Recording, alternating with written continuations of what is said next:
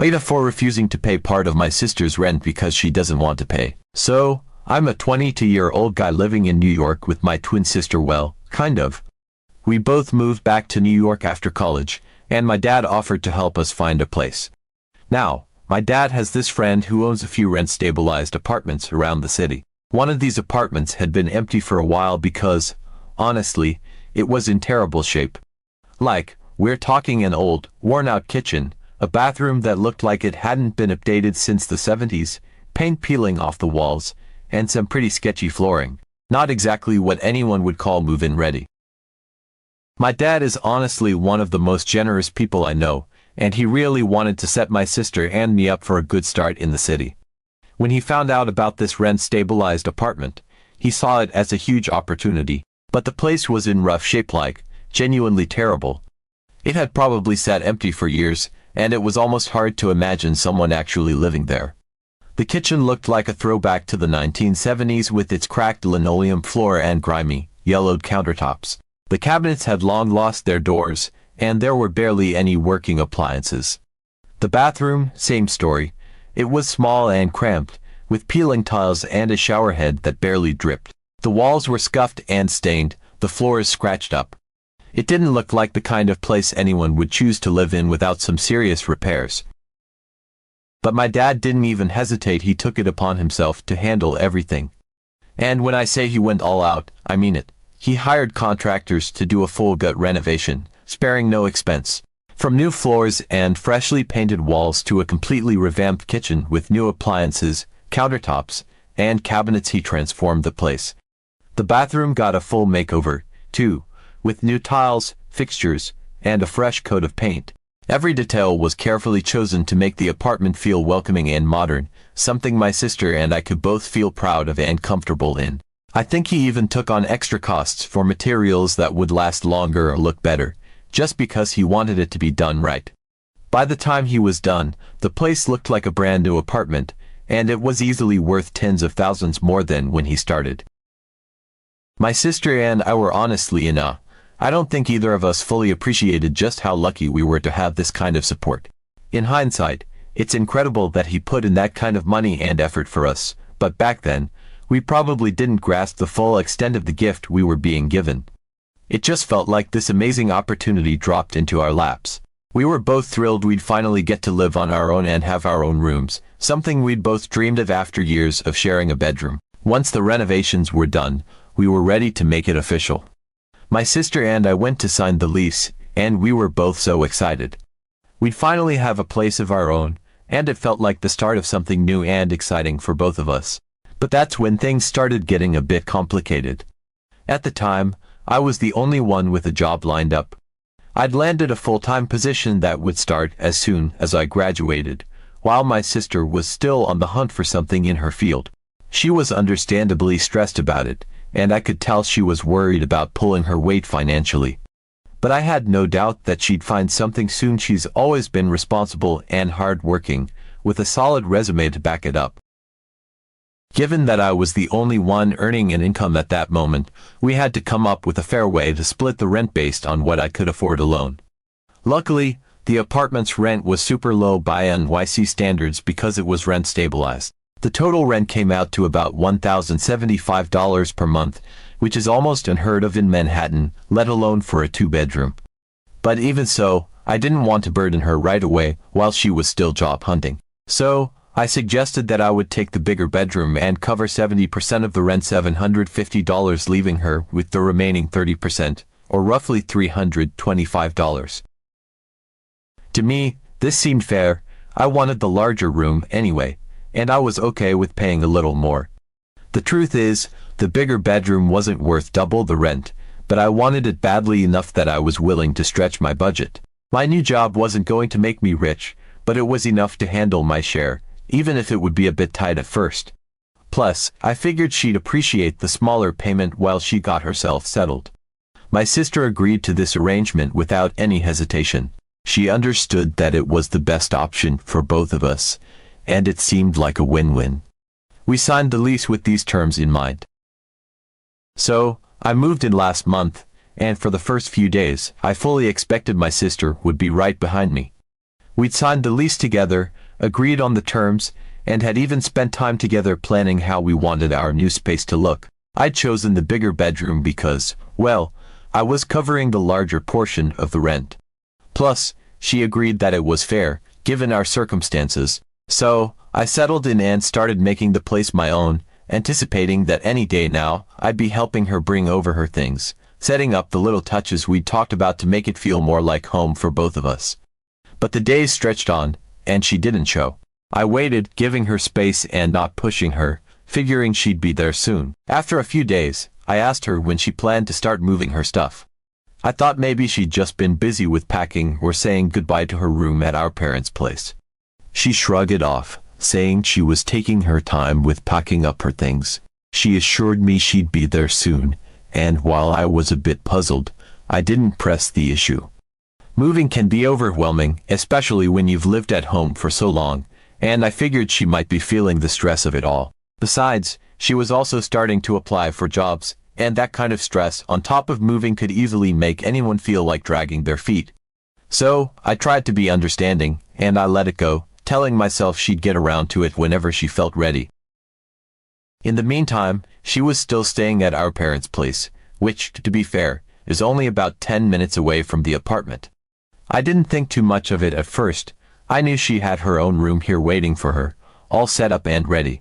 It was a comfortable space, the one she'd chosen herself, and she could move in at any moment. Part of me was even excited to have her join me. This was something we'd been planning together for a while, after all, and it just seemed like a given that she'd come as soon as she felt ready. During that first month, my dad generously covered her portion of the rent. This was something I assumed would just be temporary, a little financial buffer until she found a job and got settled. My dad knew how tight things might be at first, and I think he wanted to make sure we both had a smooth start.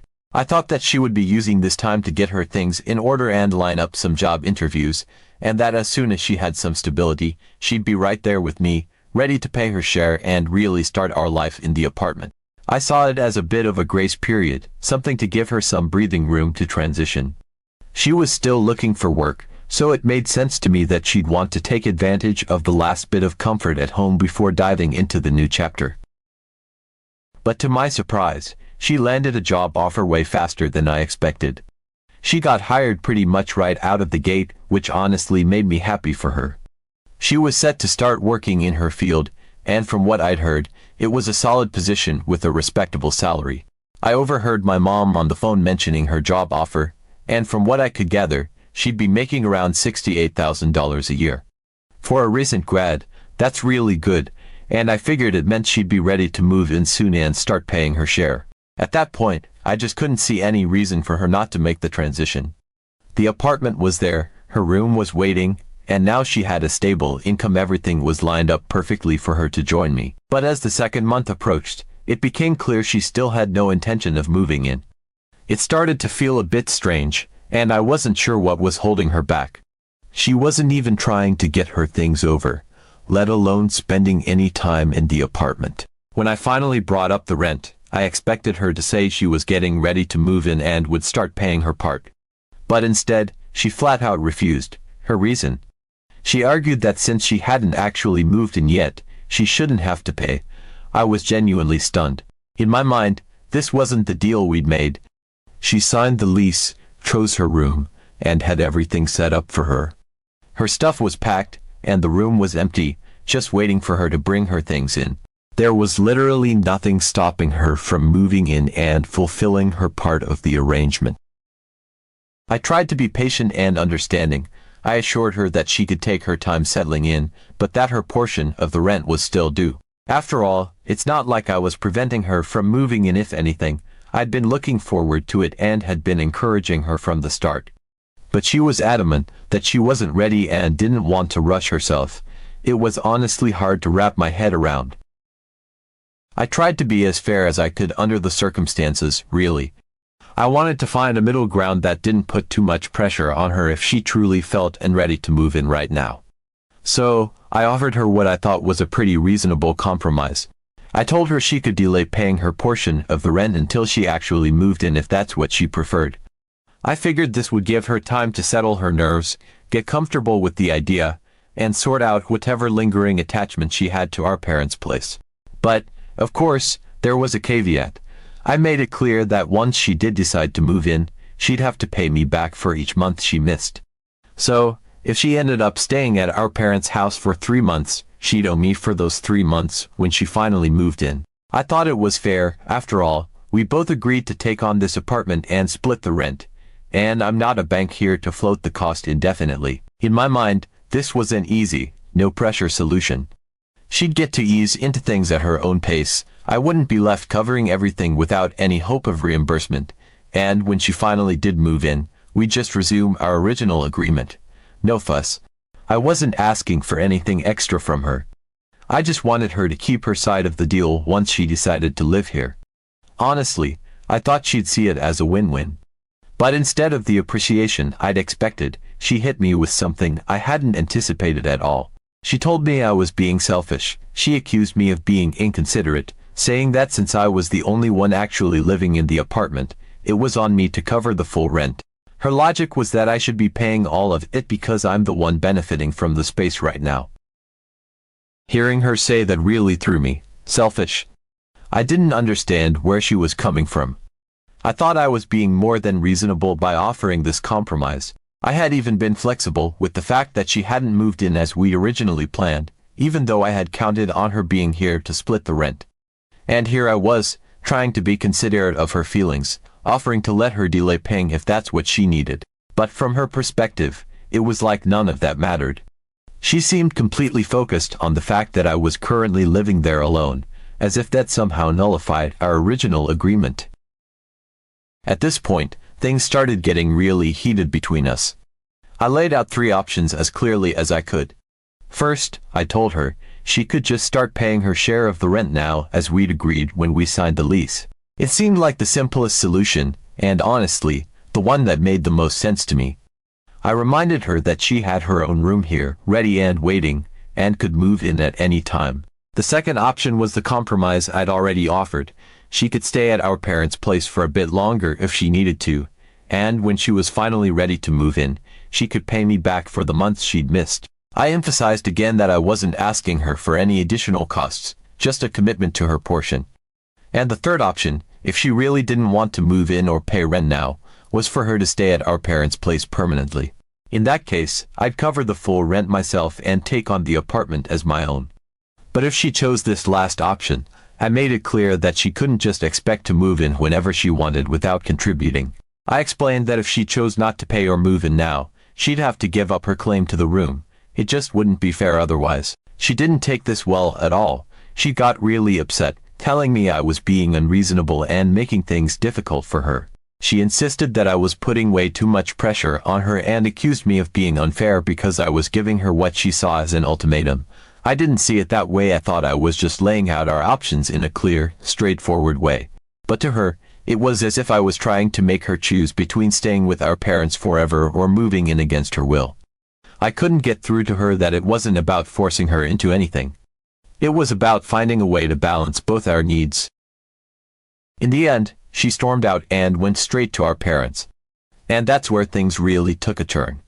I thought maybe they'd understand my perspective. I figured they'd see that I was trying to be fair and responsible, not just for myself but for her too. But to my surprise, they sided with her completely. They actually started saying that I should let her pay rent only when she decided to move in and that I was out of line for expecting her to start paying now.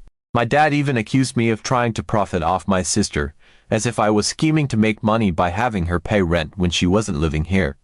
That really hurt, because that was never my intention.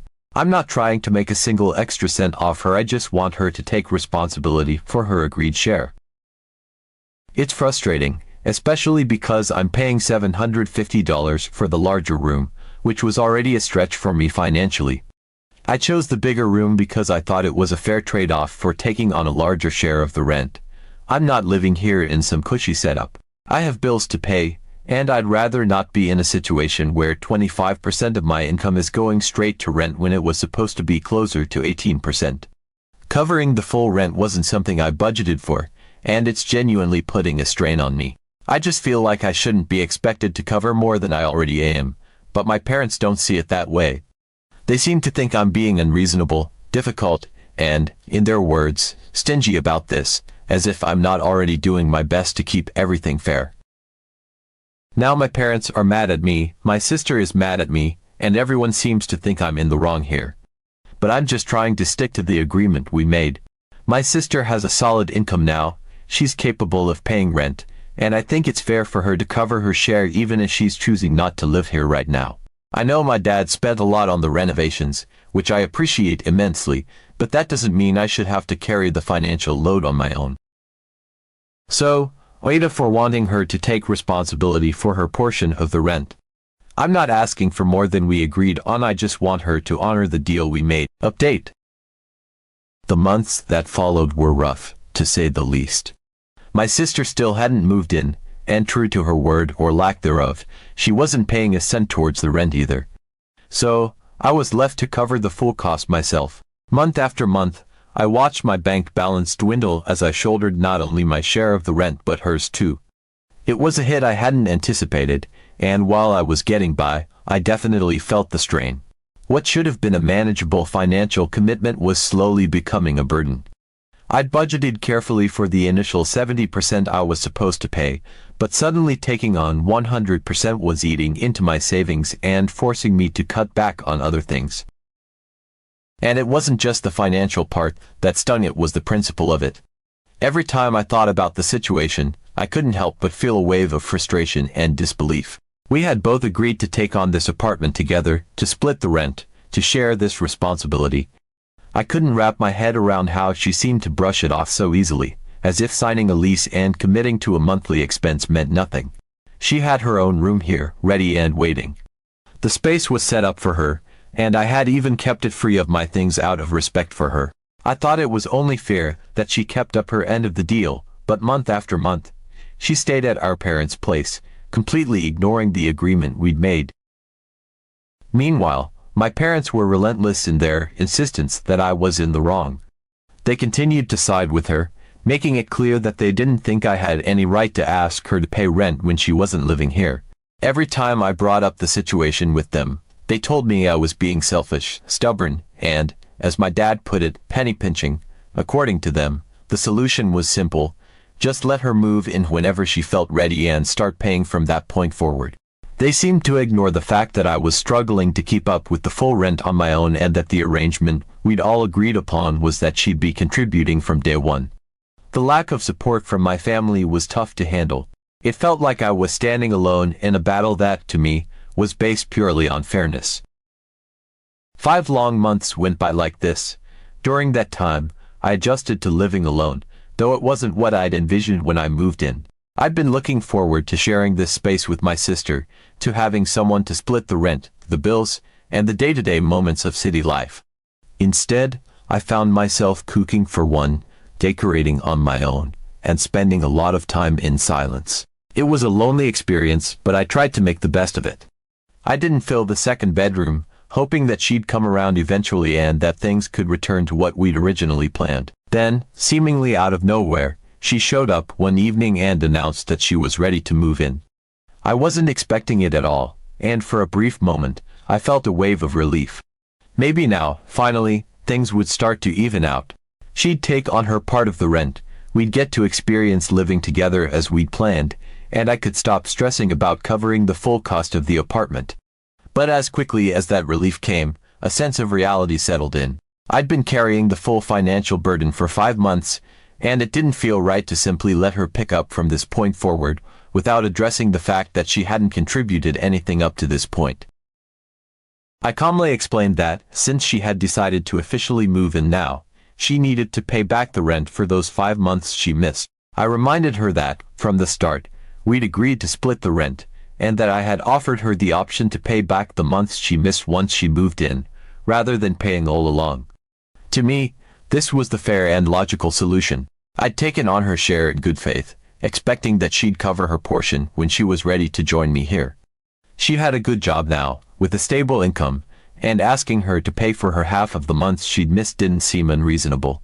After all, this was her space too, and she'd committed to it by signing the lease. But to my surprise, she completely balked at the idea. She told me flat out that she had no intention of paying for the months she hadn't lived here. In her eyes, it simply wasn't fair, and she reiterated her belief that since she hadn't been physically present, she shouldn't owe anything. She doubled down on her stance that she'd only start paying rent from the current month forward, and that anything prior to that wasn't her responsibility. It was as if the agreement we'd made meant nothing to her. Despite having her own room here, despite signing the lease, and despite the multiple conversations we'd had about her paying back her missed months, she saw it as my problem for covering the full rent in her absence. I tried to keep my cool, but inside, I was boiling with frustration. For 5 months, I'd shouldered the financial load with the understanding that she'd reimburse me when she moved in. I'd stretched my budget, sacrificed other expenses, and essentially rearranged my life to make sure I could keep up with the rent on my own, believing that she'd honor her part of the agreement eventually. And now, to hear her refuse to even acknowledge that commitment felt like a slap in the face.